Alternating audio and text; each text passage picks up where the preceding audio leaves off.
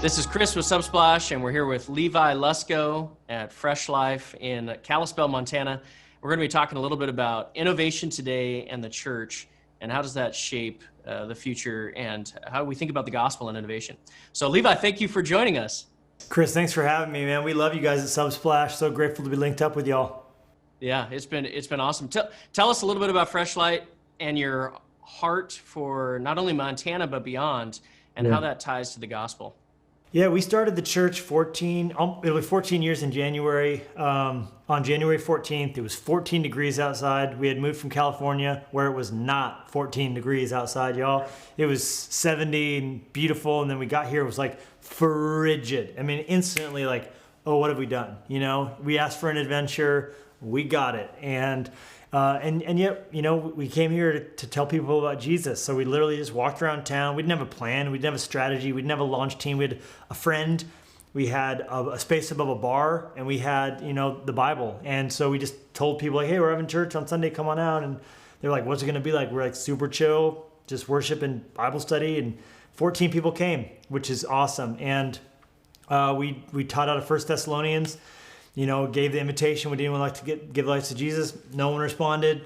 Did that again the next Sunday. It was 20 people, 30 people. And then, you know, by Easter, 3 months in, we had 100 people coming. And we were fired up, you know, like, whoa, my gosh, 100 people. And people were getting saved by then. And it's just kind of grown from there. And, you know, by the end of 2019, we were in 9 locations in Montana, 1 in Utah, in Salt Lake, Portland, Oregon, and then Jackson Hole, Wyoming, as well as a prison campus in the largest state prison in the state of Montana. And TV, Subsplash brings us all around the world through the app, and YouTube, of course. And so it's just, we felt like God's been in it. And so it's been hard and obviously constantly changing, but it's also been so beautiful because he gives the power to do what he calls you to do. That's right. I love that. It's amazing what you can do when you start with a Bible meeting above a bar.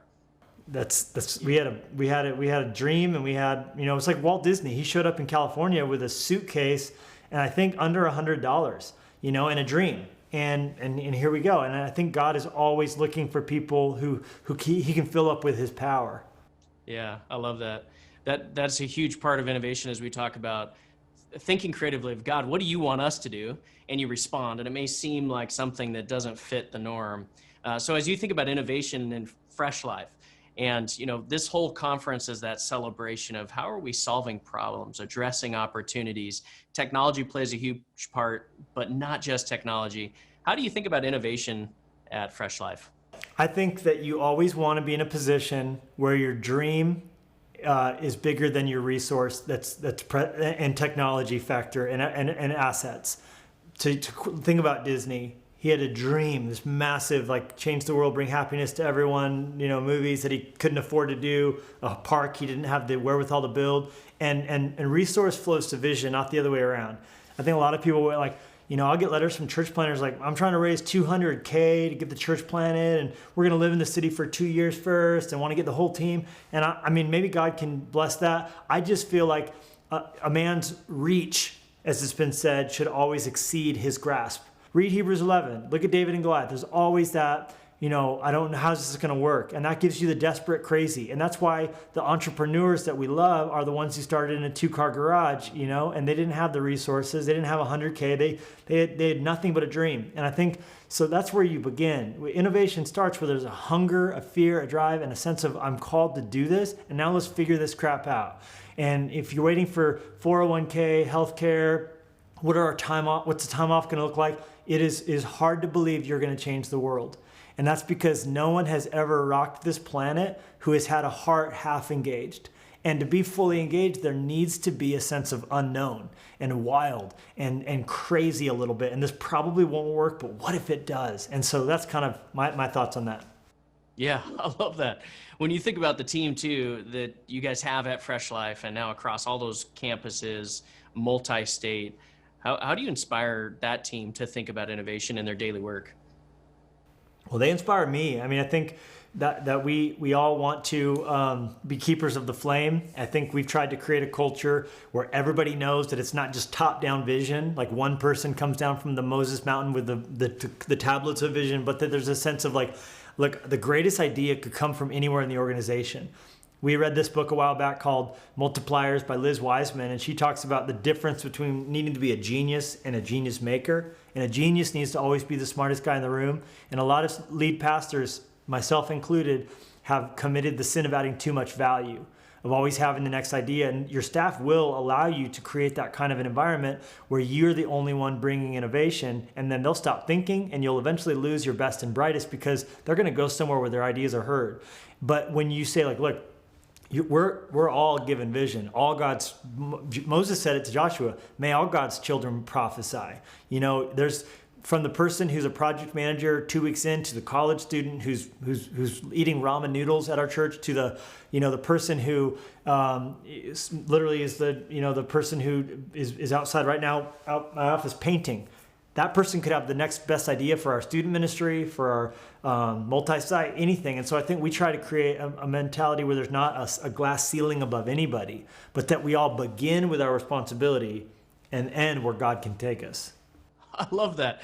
When we're looking at like the whole church landscape right now, there can be that tendency, right, of I've got to come up with the ideas, or even the pressure that pastors might feel to come up with it all, to have the big vision, versus relying on the team environment that God has called each of us to live into our identity as creators, as people living into what has God called me personally to do, and how does that partake with this church or this organization? Are there any characteristics that specifically come to mind you'd call out when you think of innovation?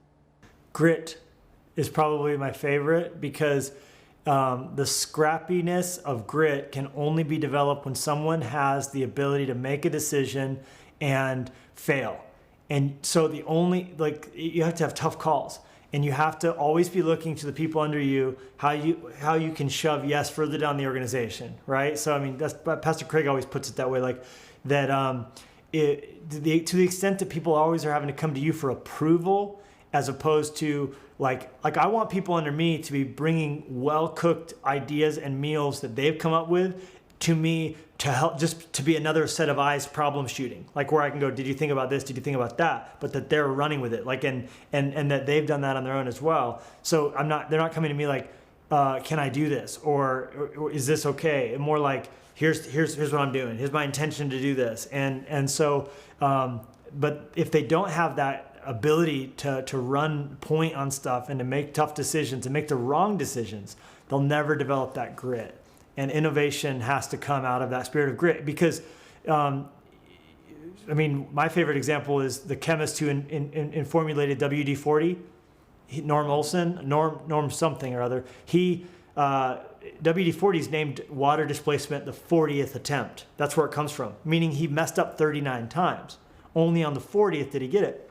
But most of our organizations are built toward people aren't given the latitude to make 39 bad calls. But that's how you get the grit to make that 40th world-changing product. So in regards to grit, as we talk about that's something we talk a lot at Subsplash too, because you have to be able to fail fast and learn from what you're doing. And as a part of innovation, there's that repeated process of we tried something, it wasn't quite right, but how do we go get the next thing? And you're right. How many people would be given 39 chances to fail? Maybe that's a good lesson for anyone in leadership. As we're looking at it, it's okay if people fail, but how do you encourage them forward? How do you encourage them forward, right? What's next? How do you get to the right result that you have that dream for? Well, I think there has to be a culture of first of all, thick skin, and that when, and honestly, we look at it like we're married to the vision, we're only dating the seat on the bus that we're currently on. And I think, especially like in this time, I mean, I have literally 12 campus pastors not being campus pastors in the traditional sense. They're not, most of the people in our church right now are not doing the job that they were hired to do, or they're doing some variation of it. And so I think there has to be a sense of flexibility because, and right now, people are getting the chance to develop grit because they're they're doing a job they weren't hired to do. They didn't come here to do, and they're being asked to step into new waters where there's a lot of unpredictability, constant change. For us right now, we're doing, all of our weekend gatherings online, but then we've developed watch parties. We do baptisms outside, open air. We do worship nights for the team, invite only, that are socially distant. And then we also do all of our Fresh Life groups in homes, and that's up to people's discretion.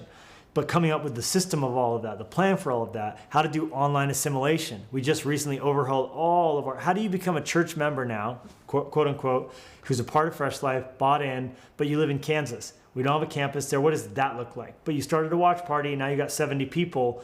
And what does that look like? How do we keep the kids safe? What are liability issues? How do we baptize? How do we do onboarding when it comes to our value statement and our beliefs? So everybody's coming, up with ideas. Some great, some horrible, and just language shifts. Constantly assessing that, and then even like when someone quits, and they were doing a job, and then we pivoted them. Do we hire the person to do the job they originally were doing, or wait to reassess? And all of that is ever shifting and ever changing. And so we're getting the chance to do grit. People are coming up with the opportunities to make the wrong call, for sure, including myself. When you look at right now the whole church landscape, you just pointed out some of the real challenges we have today. And people can't gather as much physically. There is concern around a variety of things about, do I want to go to that small group? Can I go to church? What do you think are the biggest challenges, both today and then for the near future for the church? Well, I think always it's trying to get back wineskins that are no longer tender. I think it's easy we all do it. We romanticize the past. If we could just get back to 2019. But if you could actually go back to 2019, what was your life like? Probably full of complaining and you having a tough time having joy, because it was hard then too. What was happening then? People weren't coming. They could come, but they weren't coming then. You were frustrated about attendance or this growth, or your campus pastor, or the budget. It's like I keep a 5-year diary where I every day write on what I was right below what I was writing that year at that time, that day a year ago, and then 2 years ago and 3 years ago. And literally it's hilarious. 2 years ago, yesterday morning, I was in a big pinch because we were at a budget shortfall opening a new building, and I was really worried. There was land we put money on. We were exposed to maybe losing some interest money. Some earnest money. And I was on my knees in prayer. God, help us. If you don't come, God, we're screwed. And now I'm like going, was it really rosy back then? No, we're just and we tend to not only idealize the past, but we also tend to over dramatize the moment. Unprecedented times, historic days, the world will never be the same. Okay, maybe it will, maybe it won't. But you know what people got through? Much worse days than this. How about the battle for Britain, when Hitler rained bombs down on the city of London every day for almost 2 months? How about when you would go outside and literally a bomb would be landing, and then you'd have to and then make a cup of tea and take your kids to school? So, I think we tend to think like, oh, this is the worst thing anyone's ever gone through. And the reality is this is crazy and intense, but you know what else? This will pass. And people still need Jesus, and people are still going to find a way to make a living. And so I think we adapt or die, but it doesn't help us to live in the past or make an apocalyptic version of the future. We just need to get on with it today. That is an important word for us as we're viewing. This time is crazy, right? We're here on the West Coast. You're in Montana. We see new things in the news every single day. And if you live in the news versus living in the Bible, living in Scripture, living in prayer, you can get more fear-based than hope-based. And I know you've been talking a lot about lately joy. God wants to invite you into a relationship and joy. Can you touch on that just a little bit? Yeah, it's been the number one word I feel like God has spoken to my heart from the beginning of the pandemic to now, and I just see it everywhere I look. And it's like a Where's Waldo thing. Now I'm like, here's the room, there's the joy. And I feel like that's been the Holy Spirit's number one thing He's been speaking to me. And I think it's because when hard times come, our tendency is to freak out and to worry, stress, try and control, medicate, whatever we end up doing, compare. That's a big thing for pastors. Worried about the church on the street that's meeting, and now they're going to come to your church or vice versa because you're not, or what's that church on the East Coast doing? I think we have to run in our lane, hear the still small voice of the Lord, seek the counsel we need, be convinced in our own mind as to our trajectory, and then go with it. Even if it's the wrong call, go with it. And then you can always change your mind later. But I think for me, joy has been the thing God's been saying, like, is this going to take your joy? Is this going to steal it? Is this all it takes? Am I not still on the throne? Did my son not come from the grave? Am I not going to reanimate your corpse at the end of the age? Am I not going to cause you to rule and reign for 1,000 years with priests and kings from all over the world? Like, is Emmanuel is with us still. And when he is with us, we are always invited to deep joy. And that joy is never more pure, potent, or powerful or important as when the time of crisis is shaking the world around us. Then we get to hold our heads high and say, our King is still on the throne. There's so much fulfillment in walking with him and not getting distracted with what the world has or is throwing at us, or the lies or the divisiveness. So I'm genuinely thankful personally for that reminder. In regards to mobile technology, you've been using Subsplash for a long time. We've got mobile apps, TV apps, digital giving. Speak a little bit about how that impacts your current strategy and how you're thinking through the utilization of those tools.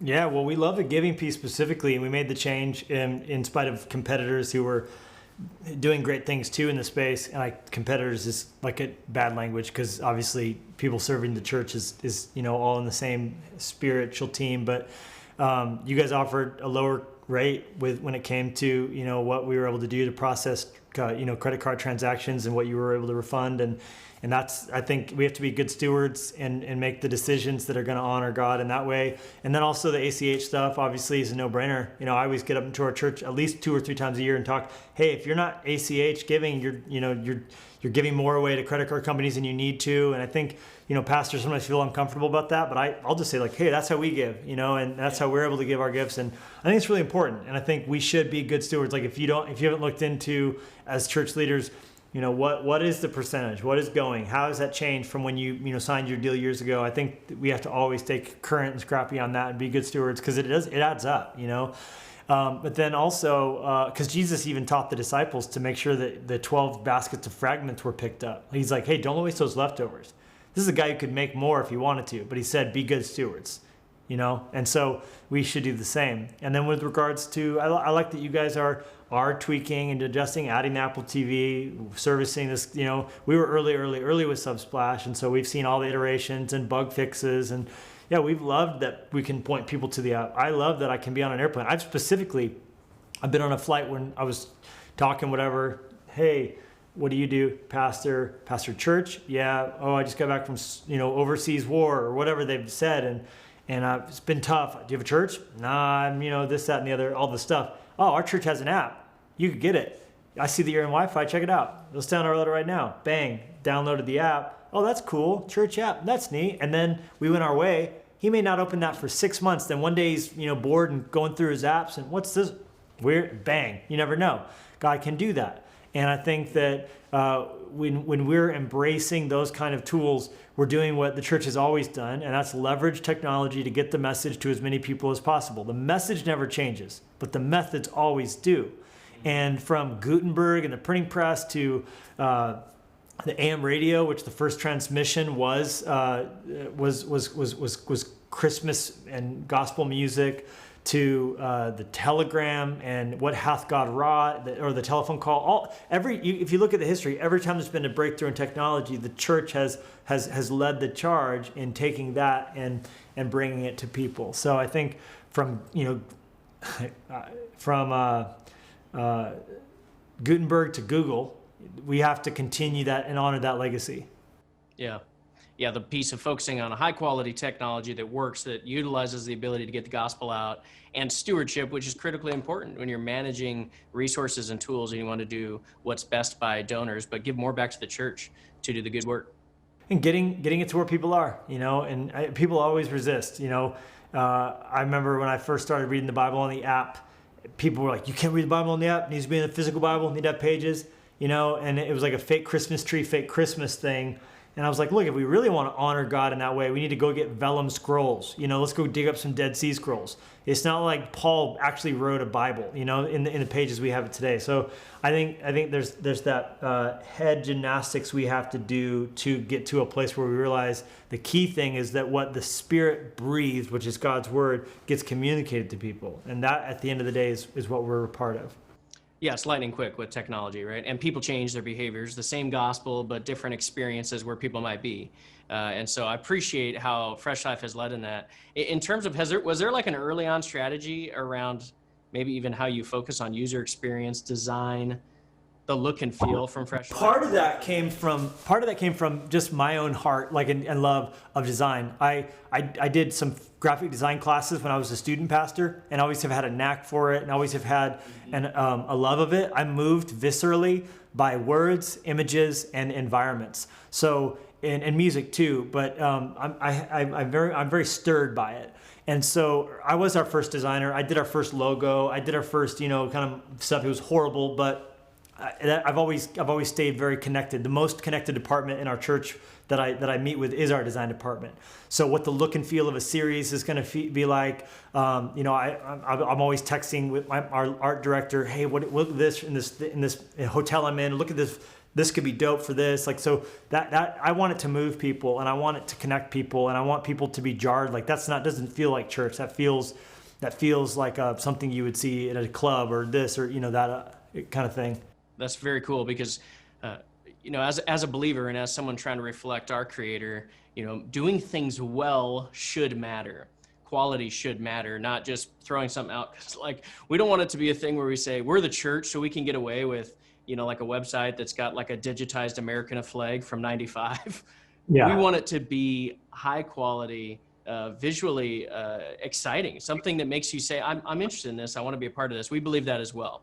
Yeah, it provokes something within you. It should make you feel, it should make you think, it can make you feel angry but not know why. And I think God is honored by art, not because it has a Christian verse on it or a fish on it or a Thomas Kincaid waterfall with a deer. It's like, that's worship. It's like, no, it should be art because it provokes something inside you. Yeah, as we look at the potential audience here of people from media leads, senior pastors, executive pastors, youth leaders, is there any word you just want to share as a final encouragement, Levi? Yeah, I think don't wear Saul's armor. When David went out to fight Goliath, Saul was like, hey, yeah, you can do it. Just here's this armor you need to wear. And David was like, I'm really good with a slingshot, but this armor is crazy. I know it's conventional wisdom and I just can't use it, And I would just say in your student ministry, in your city, in your unique gift mix, your passion, your quirks, feel free with the Holy Spirit's leading and covering of your leadership, etc., to find your unique slingshot. And the conventional wisdom and the way it's always been done will keep you from a miracle and will keep you doing what has always been done and getting what you've always got. And to take the risk of being yourself. For me, that's been realizing, at the end of the day, in my preaching, I'm not like Pastor Carl. I don't have that passion and intensity. I don't have Pastor Stephen's ability. I don't have Pastor Brian Houston's accent. But you know what I do have? I have my quirky, weird, nerdy love of history. I love that. And I'm going to find some weird thing about Adolf Hitler or find something you didn't know about the Wright brothers, and it's going to connect to James, and that excites me. And so I'm going to go with it. So I would just say find your slingshot and go crush that giant. Awesome. Thank you, Pastor Levi, for joining us. We really appreciate it. Thank you for your time and for your heart to serve the King.